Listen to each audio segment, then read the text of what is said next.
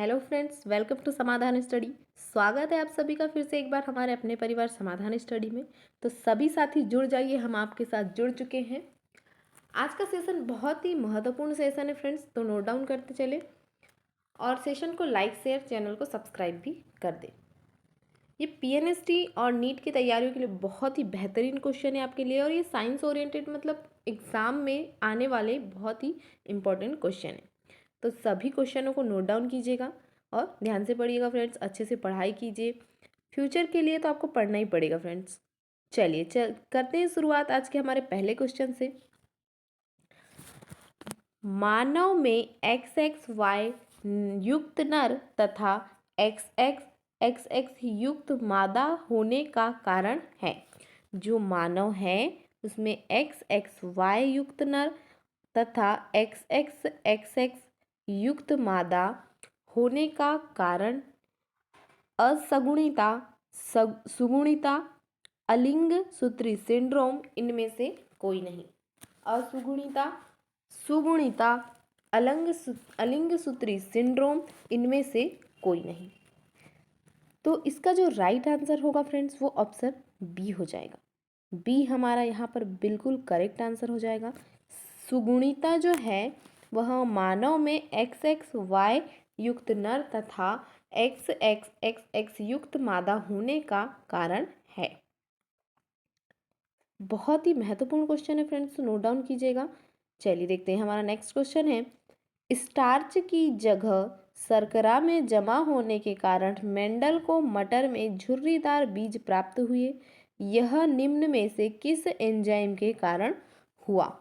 जो स्टार्च की जगह शर्करा जमा हो गई तो जो मेंडल ने मटर के पौधे पर जो मतलब कि प्रयोग किया था उसमें झुर्रीदार बीज प्राप्त हुए थे। यह निम्न में से किस एंजाइम के कारण हुआ था?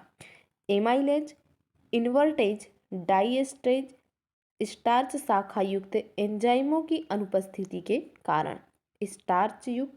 जो स्टार्च शाखा युक्त एंजाइमों की अनुपस्थिति के कारण। तो राइट आंसर हमारा ऑप्शन डी हो जाएगा।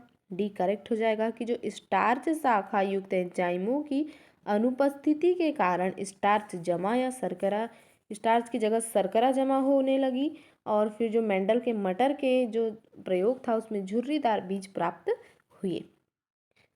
D right answer. नेक्स्ट है, एक मादा कोशिका में कितने बार पिंड होते हैं?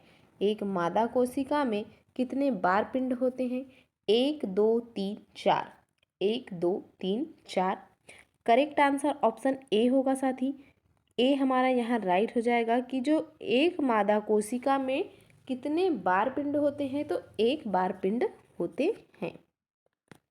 नेक्स्ट है, यदि किसी पादप में लाल फल आर, पीले आर फल तथा आर लंबापन टी, बौनेपन टी पर प्रभावी है तथा RRTT जीन रूप वाले पादप का RRTT जीन रूप वाले पादप से संकरण कराया जाए तो लाल रंग व लंबेपन गुण वाले पादपों का संततियों में अनुपात होगा। ए 50, 100, 75, 25। 50%, 100%, 75%, 25%। तो इसका हमारा राइट आंसर ऑप्शन ए होगा। जो 50% है वह इनका अनुपात होगा। ठीक है, 50% अनुपात में यह होने वाला है। नेक्स्ट है, साधारणतया उत्परिवर्तन उत्पन्न करते हैं। साधारणतया जो है उत्परिवर्तन उत्पन्न करते हैं बहुजीन्स, प्रभावी जीन्स, परिवर्ती जीन्स, प्रतिवर्ती जीन्स, घातक जीन्स। बहुजीन्स, प्रभावी जीन्स, प्रतिवर्ती जीन्स, घातक genes. Right answer option D होगा। ऑप्शन डी जो होगा वो राइट हो जाएगा। घातक जीन्स जो है वह उत्परिवर्तन उत्पन्न करते हैं। नेक्स्ट क्वेश्चन है, प्रोटीन संश्लेषण घटित होता है। प्रोटीन संश्लेषण घटित होता है साइटोसोल व माइटोकॉन्ड्रिया में उपस्थित राइबोसोम पर, उन राइबोसोम्स पर जो नाभिकीय आवरण व एंडोप्लाज्मिक रेटिकुलम या अंतःप्रद्रव्य जालिका जिसे कहते हैं में जुड़े होते हैं। केवल साइटोसोल में उपस्थित राइबोसोम्स पर। डी, केवल इन्हीं राइबोसोम्स पर जो केंद्रिका व कोशिका द्रव्य होते हैं। तो यहाँ हमारा सही होगा ऑप्शन ए। जो विकल्प ए है वह राइट आंसर हो जाएगा कि जो साइटोसोल व माइटोकॉन्ड्रिया में उपस्थित राइबोसोम्स पर प्रोटीन संश्लेषण घटित होता है। राइबोसोम को जो राइबोसोम है उसे प्रोटीन की इकाई भी कहा गया है, प्रोटीन जो है फैक्ट्री भी कहा गया है राइबोसोम्स को। तो ये भी आप नोट डाउन करते चलेंगे। चलिए देखते हैं नेक्स्ट है, टीलोमरेज द्वारा क्रोमोसोम्स में संपन्न एक कार्य। टीलोमरेज द्वारा क्रोमोसोम में संपन्न एक कार्य है समरूप क्रोमोसोम्स की ये सही संख्या को पहचानना, दोनों क्रोमेटिड्स का ध्रुवों की ओर बढ़ने में मदद करना, क्रोमोसोम्स के छोरों को मुहरबंद या पुष्ट करना, आरएनए का संश्लेषण प्रारंभ करना। करेक्ट आंसर ऑप्शन सी होगा। क्रोमोसोम्स के छोरों या किनारों को मुहरबंद या पुष्ट करना जो है वह टीलोमरेज द्वारा क्रोमोसोम में जो संपन्न कार्य है कि क्रोमोसोम्स के छोरों को मुहरबंद करना होगा। नेक्स्ट है, प्रयोगशाला में वृहत मूषक का विकास संभव हो सका। प्रयोगशाला में वृहत मूषक का विकास संभव हो सका जीन संश्लेषण द्वारा, जीन उत्क्रमण द्वारा, जीन प्रतिलिपिकरण द्वारा, जीन उत्परिवर्तन द्वारा। जीन संश्लेषण द्वारा, जीन उत्क्रमण द्वारा, जीन प्रतिलिपिकरण द्वारा, जीन उत्परिवर्तन द्वारा। तो हमारा राइट आंसर होगा option B,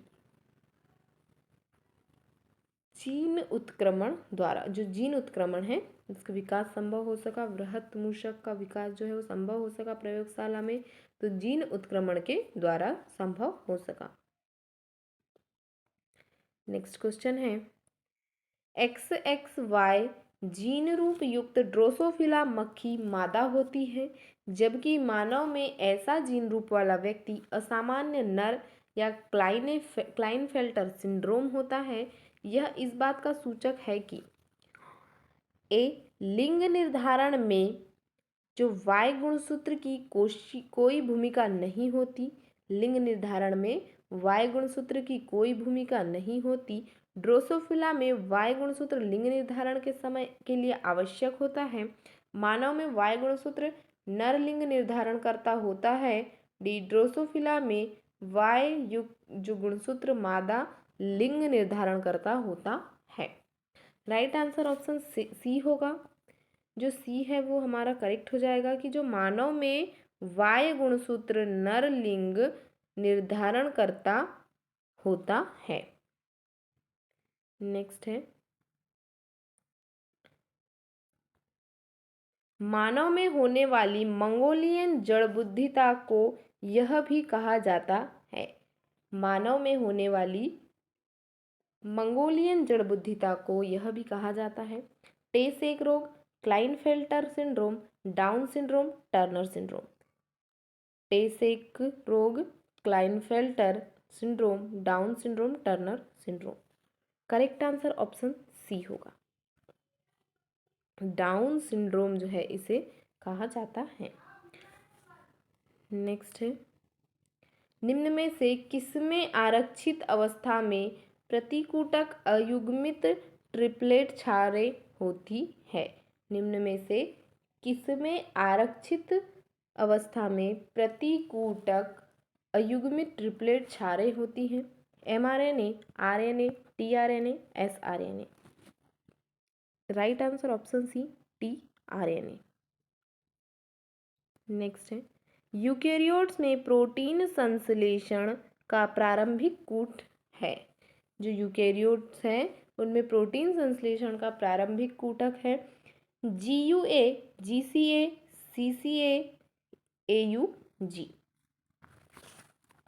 right answer option D होगा, AUG। नेक्स्ट है, DNA प्रतिलिपिकरण होता है परिमित व विच्छिन्न या विरामित अवरोधी जिसे कह सकते हैं, अर्धपरिमित व अर्धविच्छिन्न, अर्धपरिमित व विच्छिन्न परिमित। जो डीएनए प्रतिलिपिकरण है उसका राइट आंसर ऑप्शन बी होगा। बी सही होगा, जो अर्ध परिमित व अर्ध विच्छिन्न होता है डीएनए प्रतिलिपिकरण। नेक्स्ट है, डीएनए में उपस्थित एजीसीटी निम्न में से किसमें संयुग्मित होता है? निम्न में किसमें संयुग्मित होता है? एजीसीटी, एसीजीटी, एटीजीसी, ये सभी। राइट आंसर ऑप्शन सी होगा साथी, जो सी है एटीजीसी एडेनिन थाइमिन से गुआनिन साइटोसिन में संयुग्मित होता है। कौन होता है? तो एजीसीटी जो है वह डीएनए में उपस्थित जो एडेनिन गुआनिन साइटोसिन थाइमिन है वह एडेनिन थाइमिन से गुआनिन साइटोसिन में संयुग्मित होता है। ध्यान से पढ़ेंगे सभी। चलिए देखते हैं, हमारा नेक्स्ट क्वेश्चन है, न्यूमोकोकस प्रयोग सिद्ध करता है कि डीएनए जेनेटिक पदार्थ होता है, बैक्टीरिया में द्विखंडन होता है, सी बैक्टीरिया में लैंगिक प्रजनन नहीं होता है, डी कभी कभी आरएनए डीएनए व प्रोटीन के उत्पादन का नियंत्रण करता है।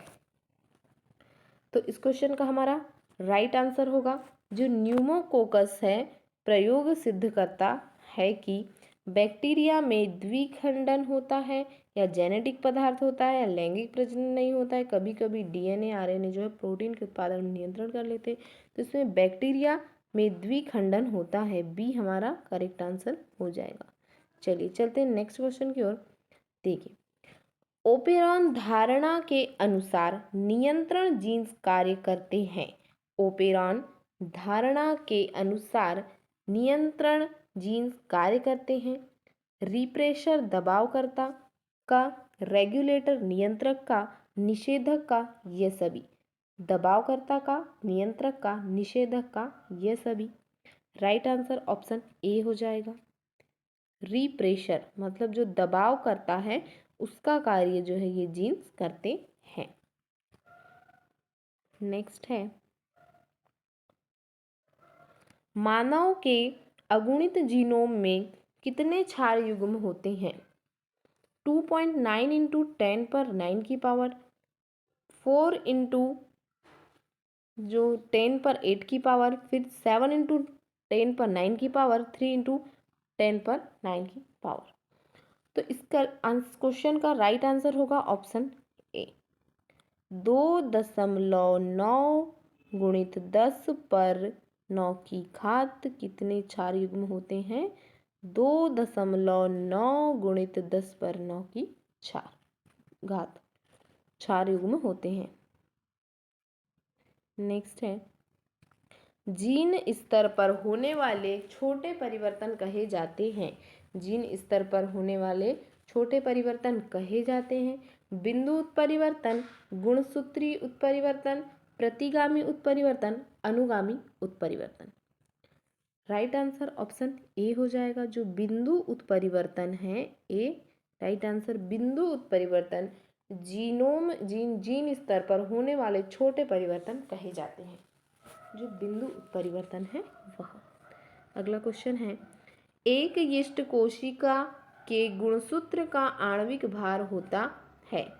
एक यीस्ट कोशिका के गुणसूत्र का आणविक भार होता है 2.56 गुणित 10 पर 9 की पावर, 40 गुणित 10 पर 9 की पावर, 5 गुणित 10 पर 9 की पावर, 1 गुणित 10 पर 9 की पावर। तो इस क्वेश्चन का हमारा राइट आंसर ऑप्शन ए होगा, 2.56 गुणित 10 पर 9 की पावर। ठीक है, चलिए देखते हैं नेक्स्ट। निम्न में से कौन सी उत्परिवर्तन की मुख्य श्रेणी वर्ग है? आनुवांशिक उत्परिवर्तन, युग्मजी उत्परिवर्तन, दैहिक उत्परिवर्तन, ये सभी। आनुवांशिक, युग्मजी, दैहिक, कौन सा उत्परिवर्तन जो है मुख्य श्रेणी वर्ग के लिए होगा? तो इस क्वेश्चन का राइट आंसर ऑप्शन ए होगा। जो आनुवांशिक उत्परिवर्तन है वह मुख्य श्रेणी किसकी है? उत्परिवर्तन की मुख्य श्रेणी है। अगला क्वेश्चन है, टीटी इंटू टीटी संकरण में उत्पन्न संततियों में अनुपात होगा 1:1, 1:2, 2:1, 1:2:1। राइट आंसर ऑप्शन ए, 1:1। ए हमारा करेक्ट हो जाएगा, जो 1:1 के अनुपात में संततियों का अनुपात होगा। नेक्स्ट है, एक शिशु हीमोफिलिक या लिंग संलग्न विशेषक है, जबकि इसका पैतृक जुड़वा भाई सामान्य है। निम्न में से कौन सी सूचना सर्वाधिक सही है? कौन सी सूचना सर्वाधिक सही है?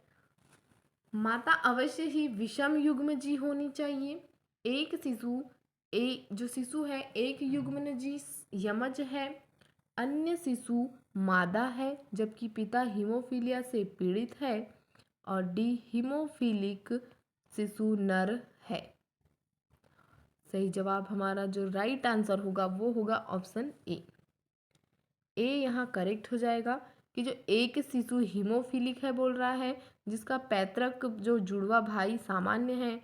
निम्न में से कौन सी सूचना सर्वाधिक सही होगी? तो माता अवश्य ही विषम युग्मजी होनी चाहिए।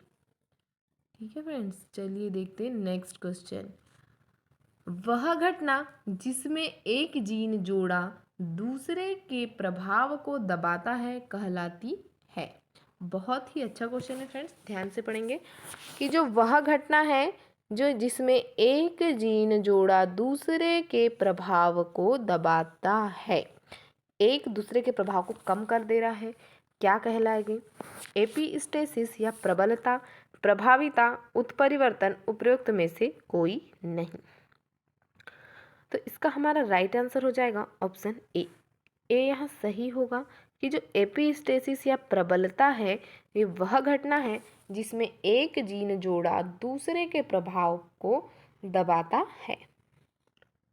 चलिए चलते हैं नेक्स्ट क्वेश्चन की ओर। द्विगुणित जीव में जीन विनिमय जिम्मेदार होता है। एलीलों के पृथक्करण के लिए, जीन्स के प्रभाविता के लिए, जीन्स के बीच संलग्नता के लिए, संलग्न एलील्स के पुनर्संयोजन के लिए।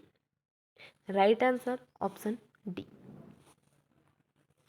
अगर आपने डी आंसर किया साथी तो बहुत सही आंसर किया है कि जो संलग्न एलील्स के पुनर्संयोजन के लिए जो द्विगुणित जीव में जीन विनिमय जिम्मेदार होता है संलग्न एलील्स के पुनर्संयोजन के लिए।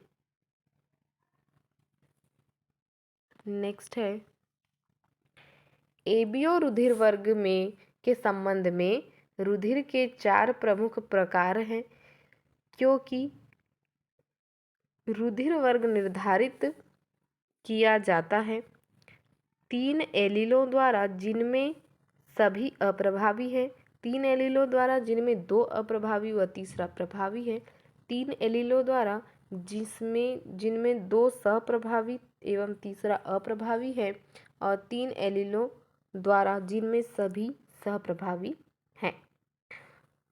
इस क्वेश्चन का हमारा राइट आंसर ऑप्शन सी होगा फ्रेंड्स।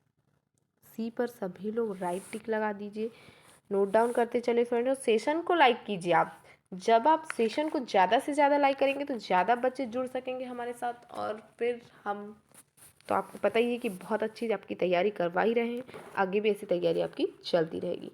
तो चलिए देखते हैं क्वेश्चन जो बोल रहा है यहाँ पर कि जो एबीओ रुधिर वर्ग के संबंध में रुधिर के 4 प्रमुख जो प्रकार हैं रुधिर वर्ग निर्धारित किया जाता है। तो इसका जो हमारा राइट आंसर था ऑप्शन सी था।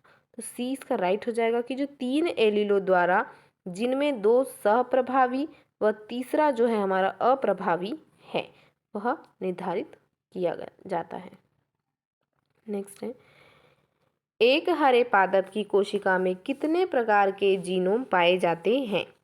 एक हरे पादप की कोशिका में कितने प्रकार के जीनोम पाए जाते हैं? 2, 3, 5 से अधिक, 10 से अधिक। 2, 3, 5 से अधिक, 10 से अधिक। तो इसका राइट आंसर है ऑप्शन बी।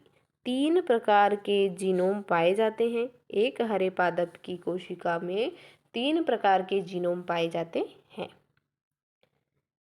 नेक्स्ट है, यदि मेंडल ने 14 के अतिरिक्त 12 गुणसूत्रों वाले पादप का उपयोग करके 7 आनुवंशिक विशेषकों का अध्ययन किया होता तो उनका कथन किस रूप में भिन्न होता? उन्हें बेल्डिंग या अपूर्ण प्रभाविता की खोज कर दी होती, उन्होंने स्वतंत्र अपव्यय के नियम की खोज न की होती, उन्होंने लिंग संलग्नता की खोज कर दी होती, उन्होंने गुणसूत्र का नक्शा बना दिया होता। करेक्ट आंसर ऑप्शन बी, उन्होंने अपव्यय के नियम की खोज न की होती। तो ये एक क्वेश्चन, इस क्वेश्चन से हमें ये भी पता चला कि जो मेंडल थे उन्होंने अपव्यय के, जो स्वतंत्र अपव्यय के नियम की खोज की थी। अगर वो 14 के जो गुणसूत्र लिए थे, उन्होंने अगर 12 लेते तो वो अपव्यय की जो नियम की खोज है वह नहीं करते। ठीक है फ्रेंड्स, तो ये भी पॉइंट को आप नोट डाउन कीजिएगा, बहुत इंपॉर्टेंट है। नेक्स्ट है, ABBBCC जीन रूप वाले विषम युग्मजीव पादप द्वारा आनुवंशिक रूप से भिन्न कितने प्रकार के युग्मक उत्पन्न किए जाएंगे? 2, 4, 6, 9। 2, 4, 6, 9। राइट आंसर ऑप्शन बी होगा, 4 प्रकार के युग्मक उत्पन्न किए जाएंगे। नेक्स्ट है, डाउन सिंड्रोम में जातीय गुणसूत्र प्रारूप में पता चलता है कि व्याधि गुणसूत्र संख्या 21 की एकाधिसूत्रता से जुड़ी होती है। इसका कारण है अंडकोश निर्माण के दौरान अवियोजन होना, शुक्राणुकोश निर्माण के दौरान अवियोजन होना, अंडकोश व शुक्राणुकोश के निर्माण के दौरान अवियोजन होना, युग्मनज में सूत्री विभाजन के दौरान अतिरिक्त गुणसूत्र का जुड़ना। राइट आंसर ऑप्शन सी होगा, अंडकोश व शुक्राणुकोश के निर्माण के दौरान अवियोजन होना। नेक्स्ट है, मानव में मंदबुद्धिता लिंग गुणसूत्र की असामान्यता के कारण होती है। यह होती है एक्स पूरक में वृद्धि के कारण, वाई पूरक में मध्यम वृद्धि के कारण, वाई पूरक में अति वृद्धि के कारण, एक्स पूरक में कमी के कारण। तो इस क्वेश्चन का हमारा राइट आंसर जो होगा फ्रेंड्स वो ऑप्शन ए होगा।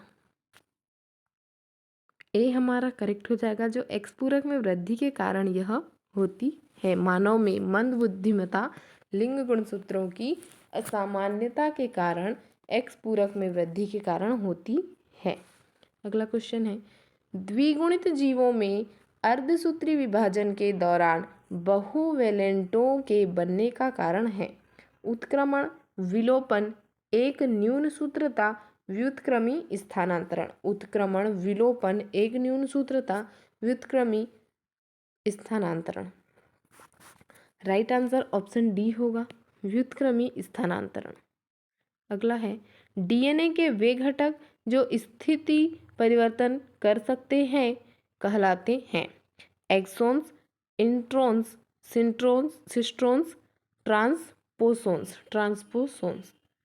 तो इसका राइट आंसर ऑप्शन डी होगा फ्रेंड्स, ट्रांसपोसोन्स जो है वो डीएनए के वे घटक जो परिवर्तन कर सकते हैं ट्रांसपोसोन्स कहलाते हैं। ट्रांस से ही समझ में आ रहा है कि वह जब परिवर्तन बदल जाएंगे, एक से दूसरे में चल जाएंगे, ट्रांसफर हो जाएंगे वो, तो वही ट्रांसपोसोन्स होगा।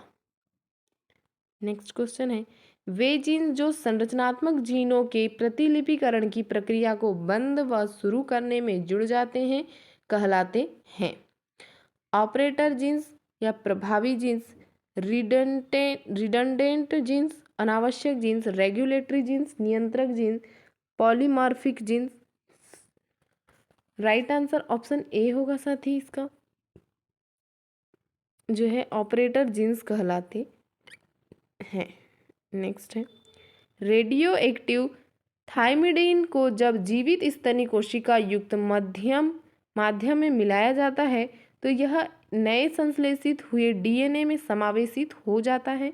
निम्न में से किस प्रकार के क्रोमेटिन रेडियो एक्टिव हो जाएंगे यदि कोशिकाओं को एस अवस्था में प्रवेश करते ही रेडियो एक्टिव थायमिडीन के सामने प्रकट कर दिया जाए।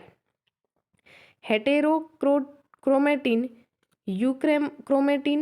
हेटेरोक्रोमेटिन व यूक्रोमेटिन दोनों न तो हेटेरोक्रोमेटिन न ही यूक्रोमेटिन बल्कि केवल केंद्रिका। तो इसका करेक्ट आंसर ऑप्शन बी होगा। यूक्रोमेटिन जो है सामने प्रकट कर दिया जाएगा यूक्रोमेटिन। नेक्स्ट,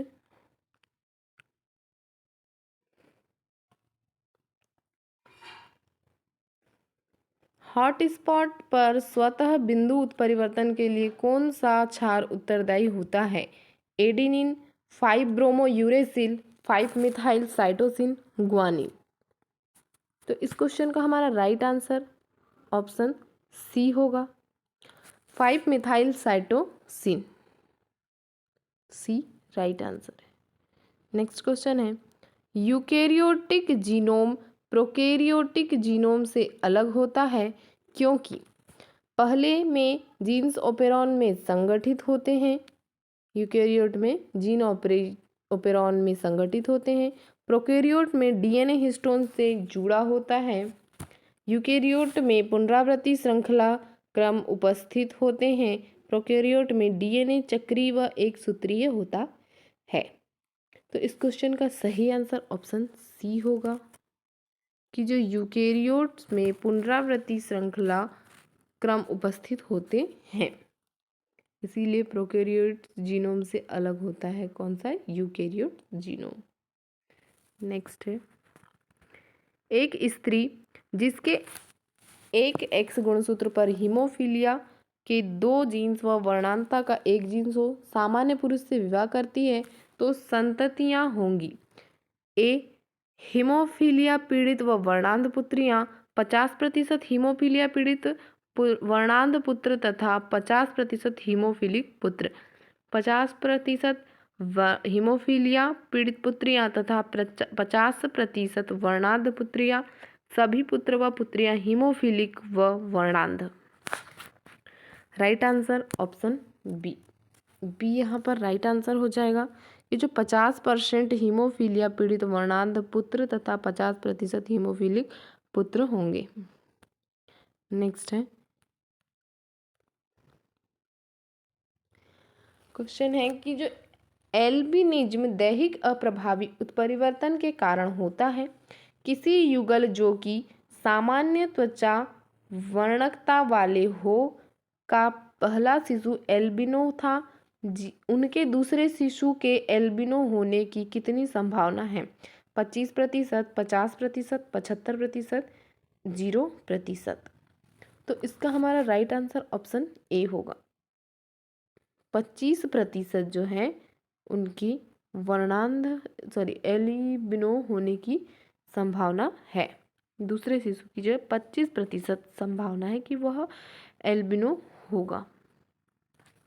नेक्स्ट है, एक फलमक्खी लिंग संलग्न जीनों के लिए विषम युग्म जी है। इसका एक सामान्य फलमक्खी के साथ संगम कराने पर नर का विशिष्ट गुणसूत्र अंड कोशिकाओं में से किस अनुपात में प्रवेश करेगा?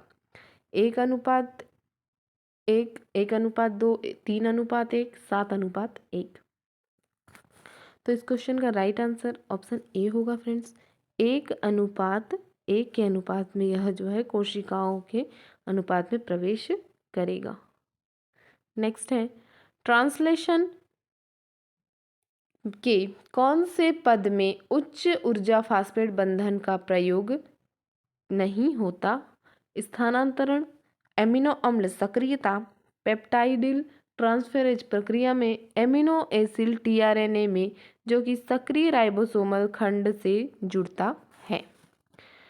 इसका राइट आंसर ऑप्शन ए होगा कि जो स्थानांतरण जो है उसमें जो ट्रांसलेशन के कौन से पद में, तो स्थानांतरण पद में उच्च ऊर्जा फास्फेट बंधन का प्रयोग नहीं होता है। किसमें? स्थानांतरण में उच्च ऊर्जा फास्फेट बंधन का प्रयोग नहीं होता है।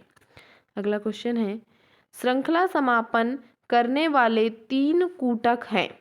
श्रृंखला समापन करने वाले 3 कूटक हैं। ए है TAG, TAA, TGA, फिर B है GAT, AAT, AGT, C AGT, TAG, UGA, D UAG, UGA, UAA। तो जो समापन श्रृंखला, जो श्रृंखला समापन है उसमें 3 कूटक हैं। Option D, uracil adenine guanine, uracil guanine adenine, uracil adenine adenine. Option D हमारा यहाँ पर राइट आंसर होगा। नेक्स्ट है, यदि एक पूर्ण रेडियो एक्टिव द्विकुंडलित DNA का अणु का रेडियो एक्टिव विहीन माध्यम में 2 चक्रों में प्रतिलिपिकरण हो तो परिणामित 4 अणुओं में रेडियो एक्टिवता की अवस्था क्या होगी। ए है, आधे अणु रेडियो एक्टिवता विहीन होंगे, सभी 4 में रेडियो एक्टिवता होगी, 3 में रेडियो एक्टिवता होगी, 4 में रेडियो एक्टिवता खत्म हो जाएगी। इसका सही आंसर ऑप्शन ए होगा। ए हमारा राइट आंसर हो जाएगा। आधे अणु रेडियो एक्टिवता विहीन होंगे। नेक्स्ट है, किसी गुणसूत्र के समान स्थानों पर होने वाले भिन्न उत्परिवर्तन उत्पन्न करते हैं। जो किसी गुणसूत्र के समान स्थानों पर होने वाले भिन्न उत्परिवर्तन उत्पन्न करते हैं। बहु एलील, कूट एलील, बहुजीन, ऑन्कोजीन्स। बहु एलील, कूट एलील, बहुजीन, ऑन्कोजीन। तो इसका राइट आंसर ऑप्शन ए होगा। बहु एलील उत्पन्न करते हैं। नेक्स्ट क्वेश्चन है, किसी जीव के विकास के दौरान एक जीन का उत्पाद अन्य जीन को सक्रिय करने के लिए आवश्यक होता है। ऐसे जीन उत्पाद कहलाते हैं। किसी जीव के विकास के दौरान एक जीन का उत्पाद अन्य जीन को सक्रिय करने के लिए आवश्यक होता है, तो ऐसे जीन उत्पाद कहलाते हैं ट्रांसक्रिप्शन कारक, एपिसोम्स, सह एंजाइम्स, कैटालेज। अनुलेखन कारक या एपिसोम्स, सह एंजाइम कारक, कैटालेज। तो इसका राइट आंसर होगा ऑप्शन ए, ट्रांसक्रिप्शन कारक कहलाते हैं। ए हमारा सही आंसर होगा। आज का सेशन यहीं पर समाप्त हो रहा है फ्रेंड्स। तो बने रहे क्लास के साथ, आपको बेहतरीन कंटेंट और बेहतरीन क्लासेस हम प्रोवाइड करा रहे हैं। तो समाधान स्टडी परिवार के साथ जुड़े रहें और अपनी तैयारी जारी रखें फ्रेंड्स। रोज़ क्लास देखें, बिल्कुल भी क्लास मिस ना करें। डेली क्लास देखें और नोट डाउन भी करते चलें, क्योंकि चीज़ें अगर आपके पास नोट की हुई रहेंगी तो आपको आगे भी यह काम देगा। एक एक पॉइंट को नोट डाउन कीजिएगा और उसका रिवीजन भी फ्रेंड्स। ऐसा नहीं कि हमने क्लास में पढ़ लिया तो फिर हम उसे कई दिनों बाद पढ़ेंगे।